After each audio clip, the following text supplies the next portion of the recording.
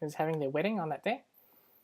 And so, yeah, but I'll repeat that later on because I'm pretty sure that, yeah, I'm aware that there's like almost no one on the stream right now.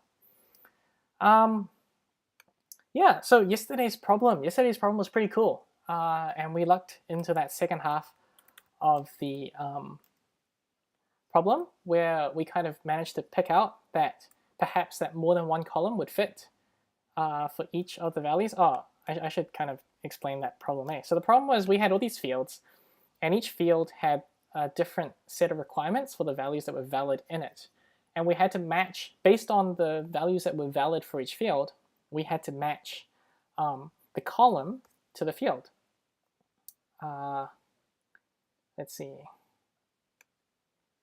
Yeah, so I know this is really small on the screen, but like the partial location could only be values within these ranges, and so on. And we kind of managed to catch on to the fact that some of those ranges could satisfy more than one column. And so you had to like build up, you had to identify the columns that the fields that only matched a single column, and then assign that, and then work on from there. So then other fields couldn't be that column anymore because that column had to be this other field, and we'll work through it. And somehow for that second half we managed to get 200th, like within the 200s placement. And I think part of that was because maybe other people got tripped up. I'm just guessing here by the fact that fields could match more than one column, and you had to identify, like, whittle down which fields could be which. And if you like, that's I guess an instinct that got trained into me when I was working professionally as a programmer. The place I used to work at was very strongly into TDD, test-driven development. Now I know that is kind of a little bit. There are lots of different opinions on what that is like. But my personal take on it is that test-driven development is very, very it's very good for training your ability to identify edge cases. Yes, it gets very arduous and systematic, right? You start, like, if you do it properly, right, you start with the base case. You start with the 0 or the null, and then you start on the 1 and you build it up. But by doing that, right, it trains you to identify all the possible edge cases. And once you've done it over and over again for enough times, like a couple of months, you start knowing where the edge cases are. I still remember this one time I submitted a bit of code to our testers, and they came back and they said, it doesn't work if you put in null. And I was like, surely I couldn't have missed the null case, but I did. And it's like TDD is really good for training that instinct. And now, like, I guess I still have it a little bit. What could possibly go wrong in each of these cases, and identifying them before we run into problems with it. Now that can backfire. I still remember a few days ago, like maybe a week ago now, one of the questions was you had to identify like the number of combinations of things, and I just went straight for the general solution, and I needed to build up a map of all the possible answers when the actual number of cases was really small. And so that was a case where this backfired, where my instinct for correctness led me to do a lot more work that I didn't have to do for the program. But in yesterday's puzzle, yesterday's challenges case, right, it helped. And we caught on before we submitted a wrong answer. So I'm not sure what today's question is, but I'm really looking forward to it. So here we go. We have 5 seconds to go. And let's go. As my flight drifts slowly through the sky, the elves at the Mythical Information Bureau, MIB, contact me. They'd like some help debugging a malfunctioning experimental energy source aboard one of their super secret imaging satellites. So That's cutting edge technology. It's based on Conway cubes, which kind of makes me think about Conway's Game of Life, which is that thing we did which is similar to that other the seating arrangement problem from like a week ago. When it's so we're gonna help take a look. Oh, it's an infinite 3-dimensional grid. Okay. Yeah, and each cube is either active or inactive. We could call it a voxel if we want to be cute, I guess. In the initial state, almost all cubes start off inactive. Yeah, the only exception is a small flat region of cubes, your puzzle input. Ah, cool. So it's a 2D set of cubes that is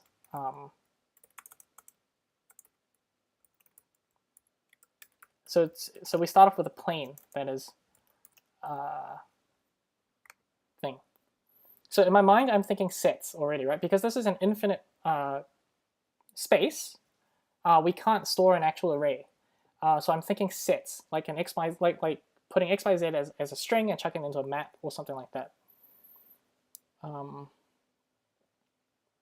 Yeah, so hashes are active, dots are inactive.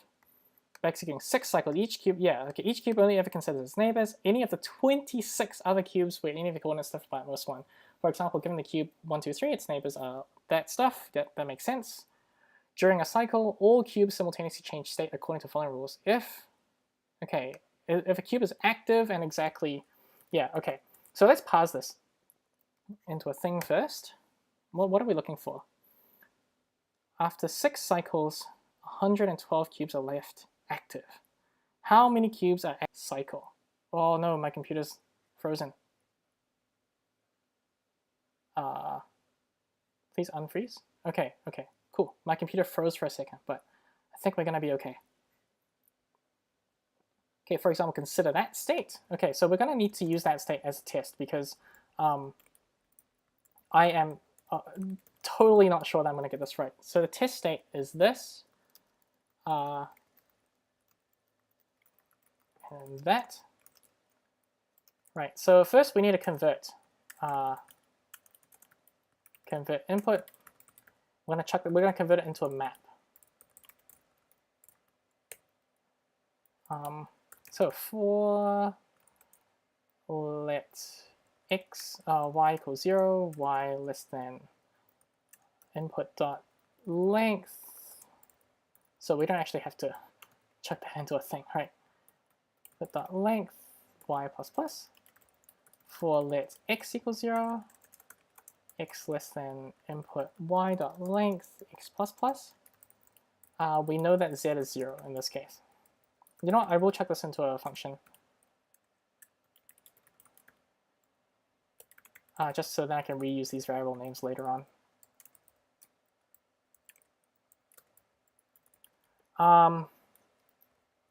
So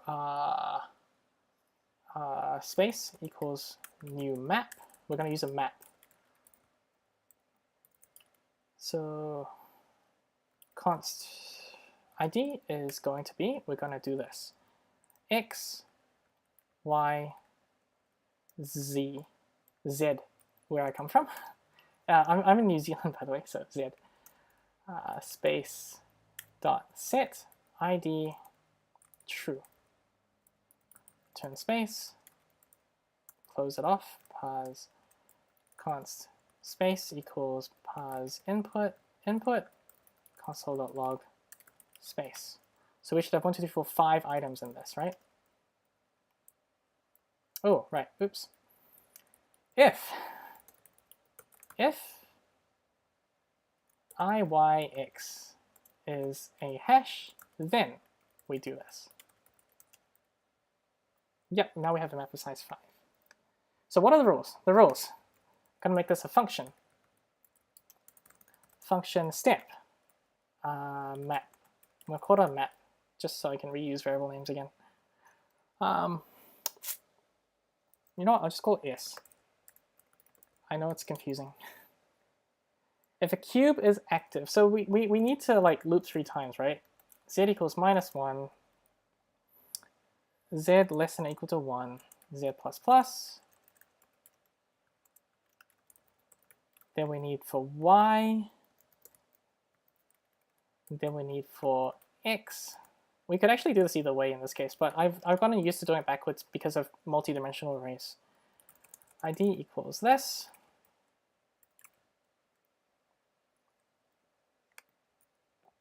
Okay, so for item in the map, map. Let's do this. I need to check for every item in the map. How do we loop over a map? I forgot about this. Map.keys.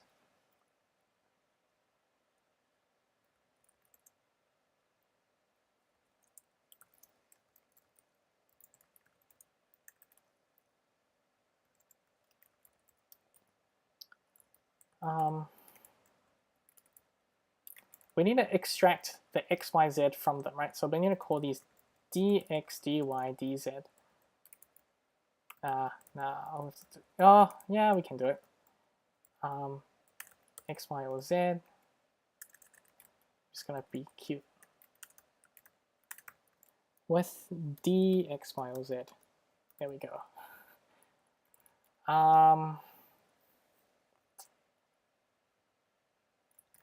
Const p equals k dot split on comma. This is, yeah, it's inefficient.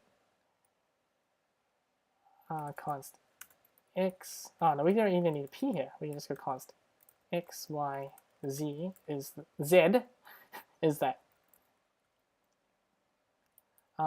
If x is 0 or y is and y is 0 and z is 0, we continue. We don't need to check ourselves. Usually is the case with these things. X plus dx, y plus dy, z plus dz. If s dot has id,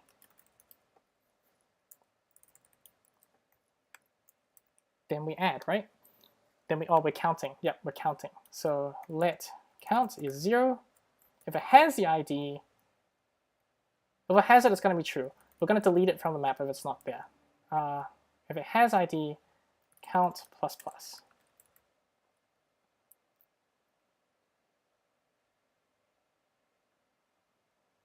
Oh, it's going to be a little bit.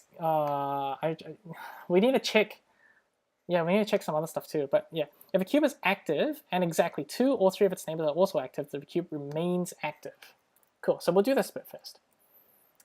So after this, if count is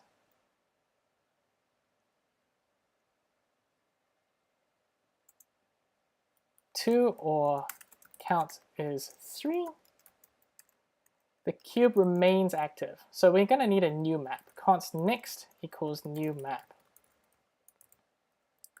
If that is, then next dot set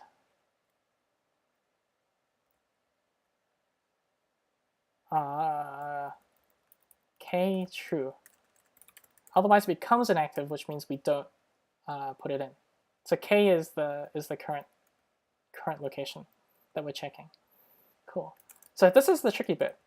If it doesn't exist in the map, then we are not going to check it, but we still need to check it because we need to check all the inactive spaces around the active spaces to get that second bullet point on in our thing. If a cube is inactive, but exactly 3 of its neighbors are active, then a cube becomes active. So we need a way to check that. Yeah. So again, I can think of a couple ways to do this, but inactives equals how should we do this?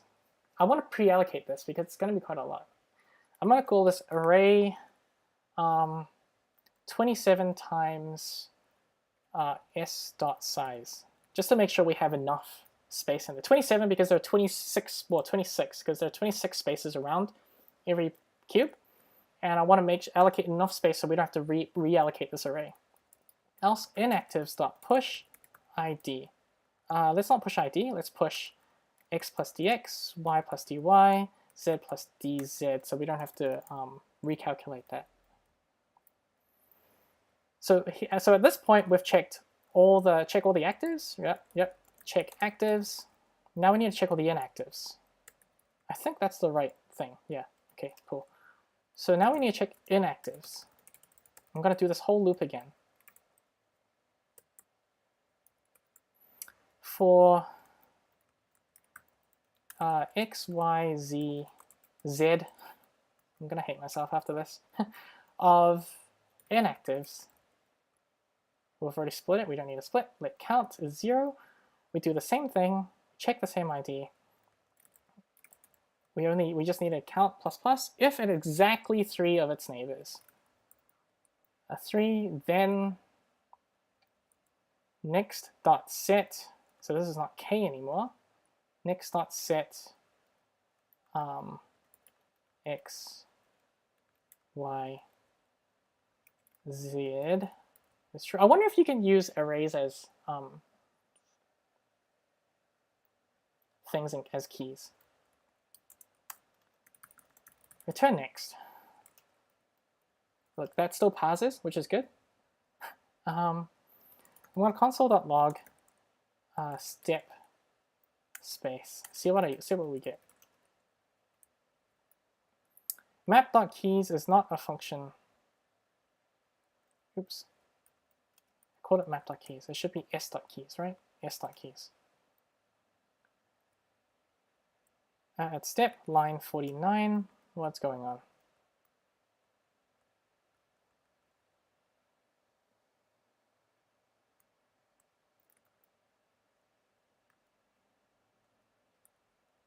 Oh, I said dot push, eh? I don't want to do dot push.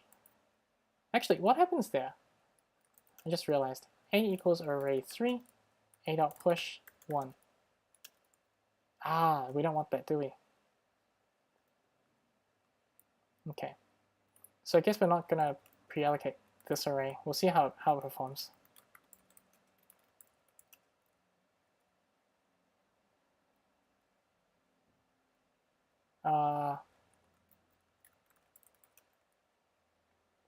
So after one step, I have 0.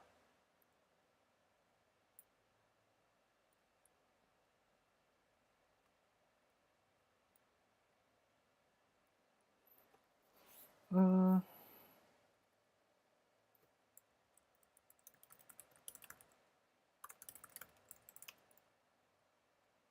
count 0 here, why is that the case?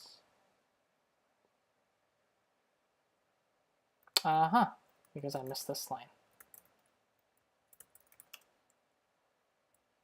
This one needs to change as well. But that wasn't the case because it's still saying 0.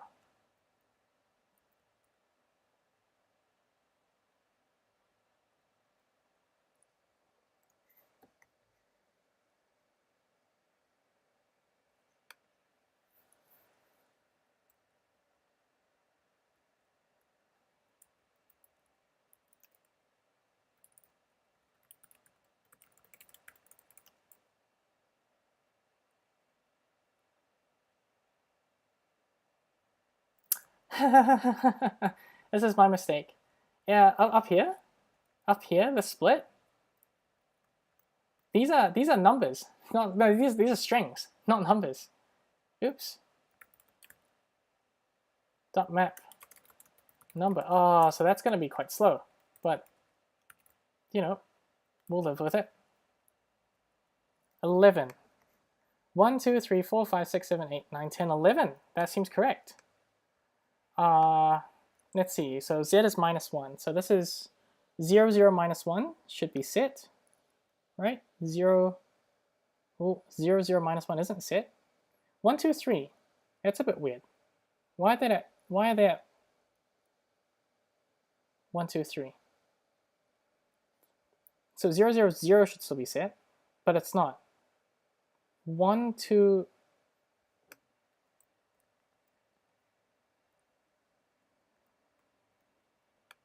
I have a mistake up here somewhere.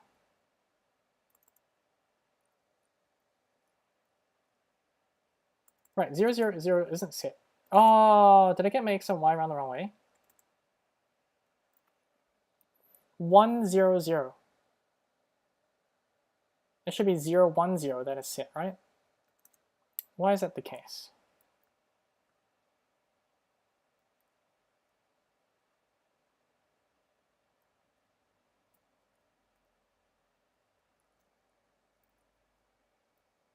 No, that is right. Yeah, 1, 0, 1. Yeah, no, that is right. What am I saying? That is right. But after one cycle, yeah, 2, 2, 0 is it. But after one cycle, why is everything shifted by 1? There are 3 on the -1 layer. There's 1, 2, 3, 4, 5 in the 0 layer. 1, 2, 3, 4, 5 in the 0 layer, and 1, 2, 3 in the 1 layer. 1, 2, 3 in the 1 layer. Now on the 1 layer, I have 0, 1. Yeah, so everything's been shifted by 1. Why is that the case? Why is that the case?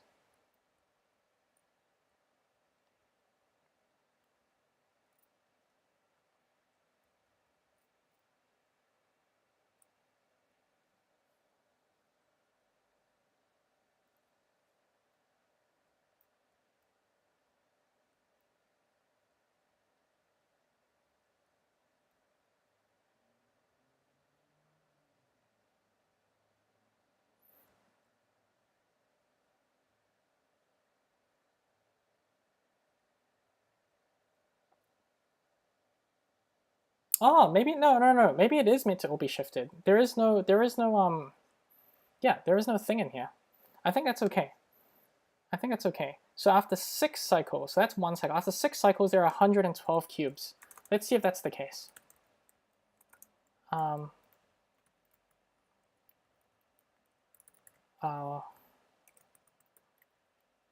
2, 3, 3, 4, 5, 6.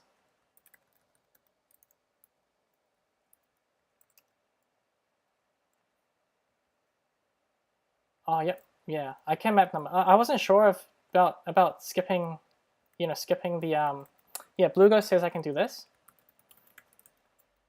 which yeah, I think I would think I can. Yeah. JavaScript. Yeah, JavaScript does weird things for me when I like leave out the when I leave out the variable.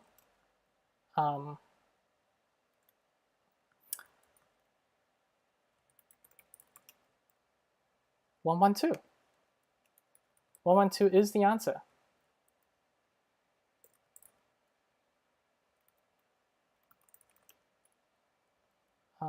I got another console log somewhere. Yeah. So that seems pretty correct. I'm just gonna pop in my input and see what I get.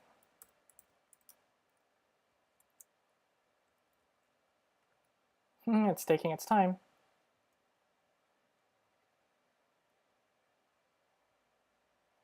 I feel like my implementation is not the best. Is there any way I can compare multiple numbers? Like, the thing is, I need the XYZ. If I was in like a high level language, I could do like structs or something. But anyway.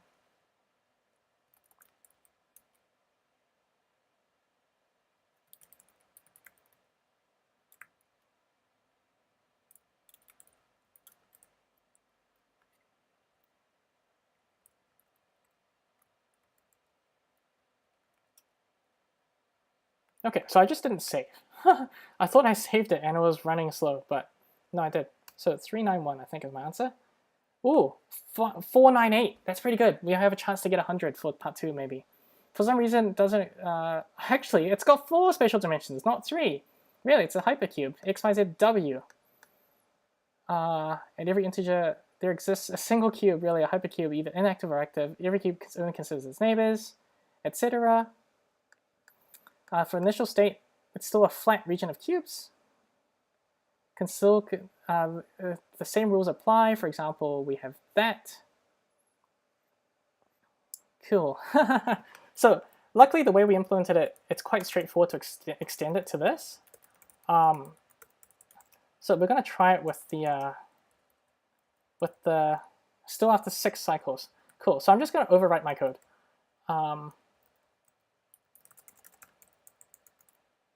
So we just need to make sure at every step we are adding this W in as well.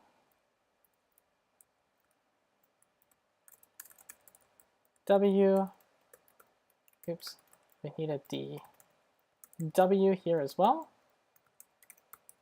I guess that goes here technically.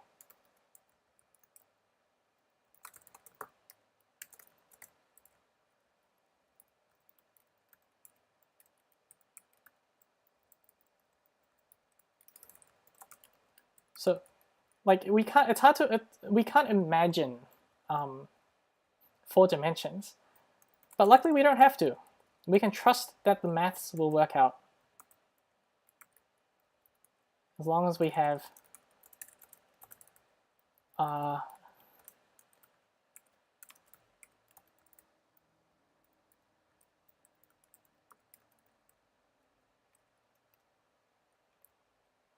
let's see.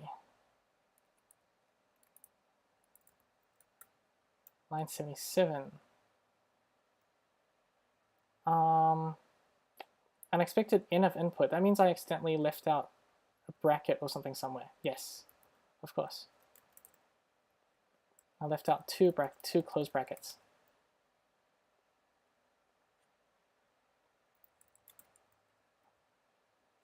Uh, 8:48 after 6. Good. Okay.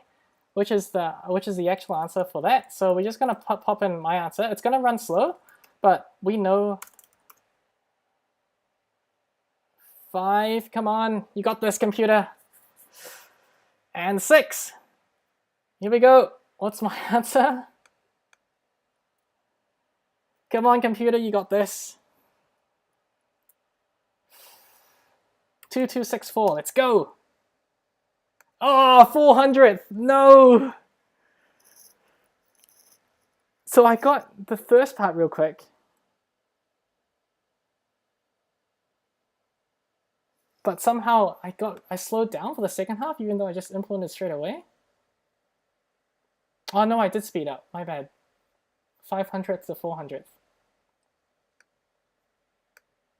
All right. No, that's pretty good. I quite enjoyed this challenge again.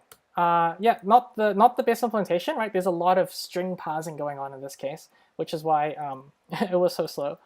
In languages where you can compare structs, right?